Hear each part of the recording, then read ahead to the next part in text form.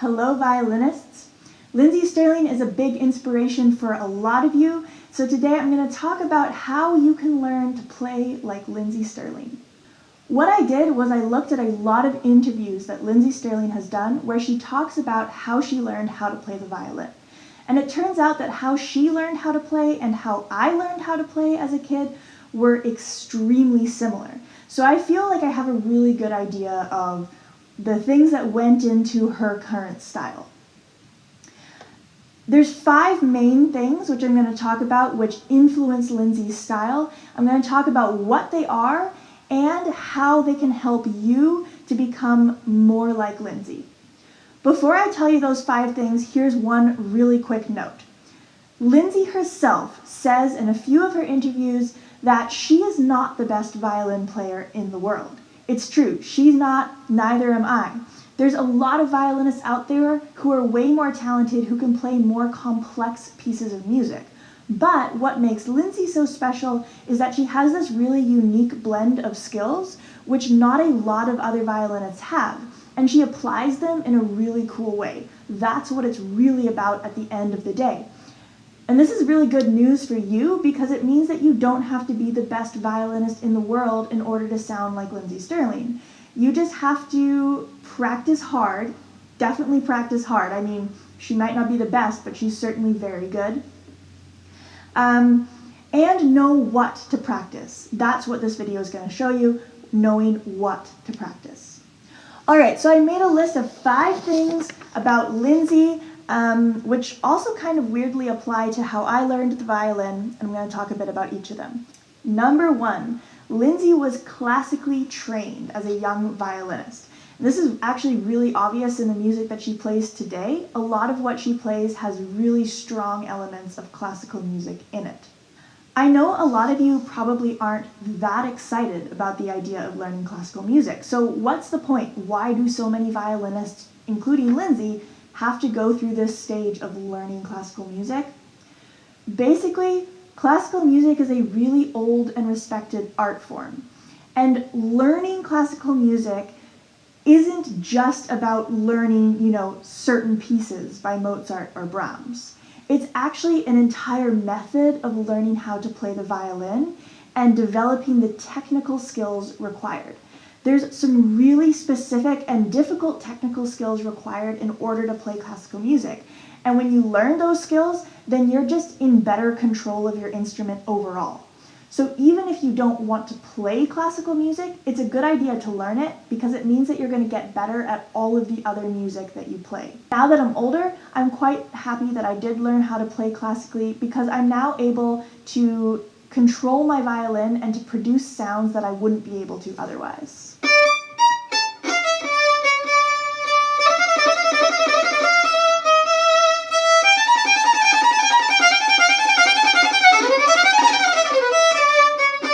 So my recommendation to you is to try and focus on the technical skills on your violin. Focus on things like vibrato. Focus on things like shifting, good bow control, and that will get you really, really far.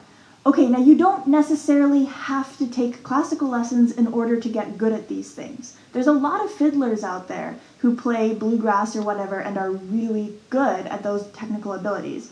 It's just that classical music generally has this whole kind of framework behind it, so sometimes it's just easier to learn these technical abilities when you go to some classical lessons. Number 2, Lindsey likes Celtic music. In one interview, she said that Celtic music was kind of like the dessert for her after practicing the classical. I totally relate to this because I was exactly the same when I was a kid.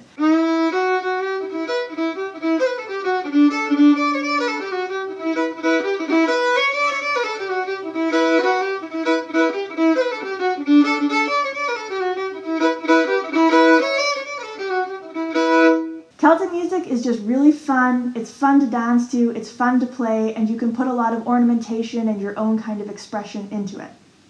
That's really important.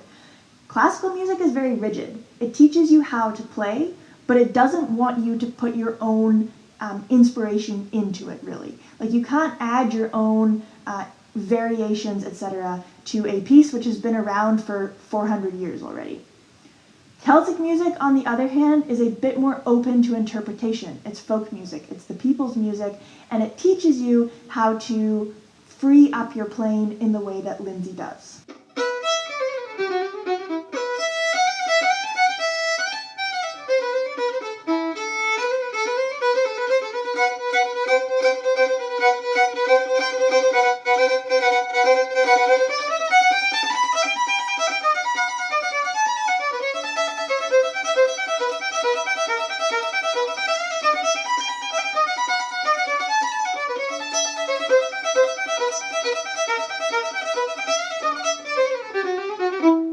So my recommendation to you is to try and learn a little bit of Celtic music as well.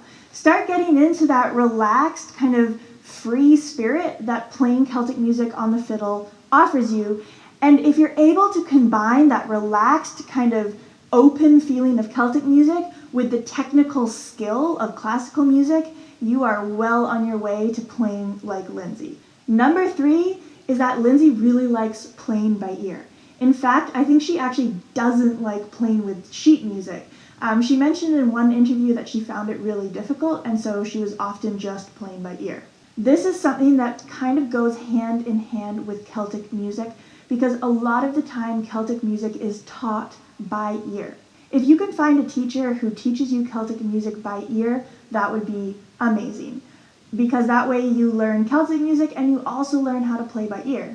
However, you can also just slowly start to develop your ear training ability by teaching yourself some simple songs which you find on YouTube or on the web. Listen to them really slowly, listen to 3 seconds or 5 seconds at a time, pause the video, and then figure it out on your violin until you've got it.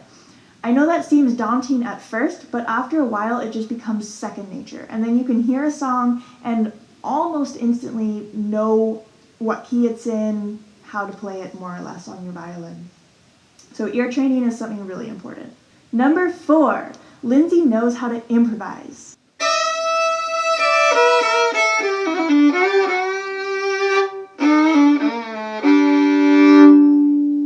She mentioned in an interview that when she was a teenager, she joined kind of like a punk rock band with her violin, and she had to improvise all of these solos, harmony parts, etc. for the band. She wasn't given any sheet music, so she was just making up music as she goes. Now, learning how to improvise is something that requires some pretty precise knowledge. It requires some precise knowledge of scales and of key signatures, a little bit of music theory. Don't worry, it's not boring actually. It's actually really cool learning this stuff, because if you learn it with the right framework, you'll see how it just explains all of music. And at the end of this video, I'm going to give you a really great way to get started with learning how to improvise and some of that music theory. By the way, if you're taking classical lessons, I suspect that your teacher is probably telling you to practice your scales. Do that. Lindsey says over and over how important it is to practice scales, and I completely agree. Even though I hated it as a kid and I didn't do it, now that I'm older, I definitely see why they're important. Not only for improvising and for classical music, but really actually just for all aspects of music.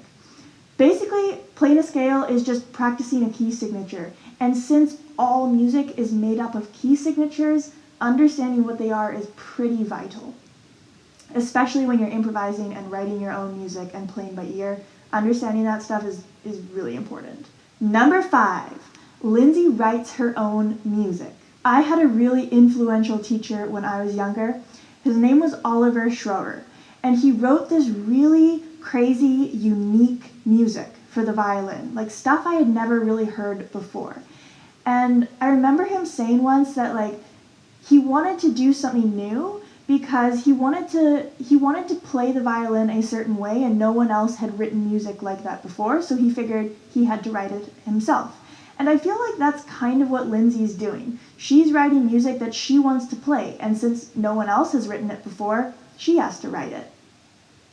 Alright, so what does writing music have to do with playing like Lindsey Stirling? Well, basically, all of the 4 things which I just mentioned, classically trained, loves Celtic music, plays by ear, and knows how to improvise, which basically means knows her music theory, all of these things come down to a certain blend of styles which allows her to write music which is completely her own and completely unique. One of the best things that you can do as a young violinist is start writing your own music so you can start to see what your style is and what kind of music you like to play. So even if you're a total beginner, I really recommend this. And once you learn some more music theory, technical ability, all that kind of stuff, then you can start to put all of that into the music you write. The music you write is basically the product of everything that you've learned on the violin distilled down into your favorite parts. That's why it's so cool and why it's really important as an artist to start creating your own material. All right, so this is a lot of information and it's not stuff that you can do quickly. All right, learning the violin takes time. There's no way around that. But I do want to give you some tips and places to look so that you can start doing this as soon as possible. The first thing I want to tell you about is a free improvisation course, which I've actually made. I think improvisation is such an important part of this whole thing because it teaches you how to play by ear, it teaches you the music theory and scales that you need for classical music, it teaches you how music is written. It's so much. Like, knowing how to improvise music is basically just knowing how to understand music in general. And for me, that was a huge key from going from a kind of beginner violinist to an actually fairly advanced musician, was just learning these simple things. Well, simple. They're not so simple, but they're definitely learnable.